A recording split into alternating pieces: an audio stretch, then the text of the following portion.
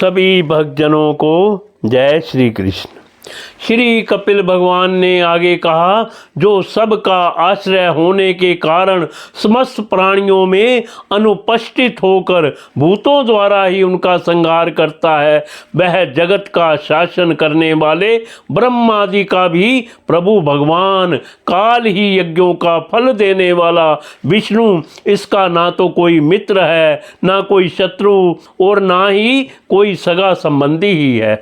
यह सर्वदा सजग रहता है और अपने स्वरूप भूत श्री भगवान को भूलकर भोग रूप परमाद में पड़े हुए प्राणियों पर आक्रमण करके संहार करता है।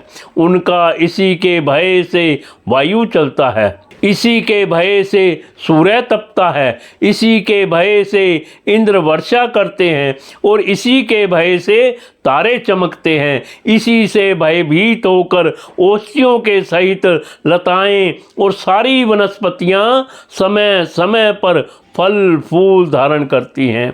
इसी के डर से नदियां बहती हैं और समुद्र अपनी मर्यादा से बाहर नहीं जाता। इसी के भय से अग्नि प्रज्वलित होती है और पर्वतों के सहित पृथ्वी जल में नहीं डूबती। इसी के शासन से यह आकाश जीवित प्राणियों को श्वास प्रश्वास के लिए अवकाश देता है और मैं तत्व अहंकार रूप शरीर का 7 आवरणों से युक्त ब्रह्मांड के रूप में विस्तार करता है। इस काल के ही भय से सत्यवादी गुणों के नियामक विष्णु आदि देवगण, जिनके अधीन यह सारा चराचर जगत है, अपने जगत रचना आदि कार्यों में युग क्रम से तत्पर रहते हैं।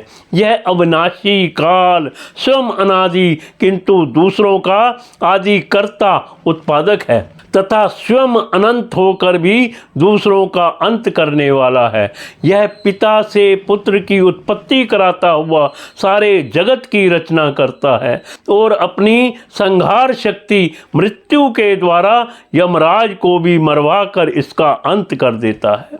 श्री कपिल देव जी कहते हैं, माता जी, जिस प्रकार वायु के द्वारा उड़ाया जाने वाला मेघ समूह उसके बल को नहीं जानता, उसी प्रकार यह जीव भी बलवान काल की प्रेरणा से भिन्न भिन्न अवस्थाओं तथा योनियों में भ्रमण करता रहता है, किंतु उसके प्रबल पराक्रम को नहीं जानता। जीव सुख की अभिलाषा से जिस जिस वस्तु को बड़े कष्ट से प्राप्त करता है, उसी को भगवान काल विनिष्ट कर देता है, जिसके लिए उसे बड़ा शोक होता है। इसका कारण यही है कि यह मंदमती जीव अपने इस नाशवान शरीर तथा उसके संबंधियों के घर खेत और धन आदि को मोहवश नित्य मान लेता है। इस संसार में यह जीव जिस जिस योनि में जन्म लेता है, उसी में आनंद मानने लगता है और उससे विरक्त नहीं होता। यह भगवान की माया से ऐसा मोहित हो रहा है कि कर्मवश नार की योनियों में जन्म लेने पर भी वहाँ के विष्टा आदि भोगों में ही सुख मानने के कारण उसे भी छोड़ना नहीं चाहता। यह मूर्ख अपने शरीर, स्त्री, पुत्र, ग्रह, पशु, धन और बंधु बांधवों में अत्यंत आसक्त होकर उनके संबंध में नाना प्रकार के मनोरथ करता हुआ अपने को बड़ा भाग्यशाली समझता है। इनके पालन पोषण की चिंता से इसके संपूर्ण अंग जलते रहते हैं, तथापि दुर्वासनाओं से दूषित हृदय होने के कारण यह मूढ़ निरंतर इन्हीं के लिए तरह तरह के पाप करता रहता है। उल्टा स्त्रियों के द्वारा एकांत में संभोग आदि के समय प्रदर्शित किए हुए कपट पूर्ण प्रेम में तथा बालकों की मीठी मीठी बातों में मन और इंद्रियों के फंस जाने से गृहस्थ पुरुष घर के दुख प्रधान कपट पूर्ण कर्मों में लिप्त हो जाता है।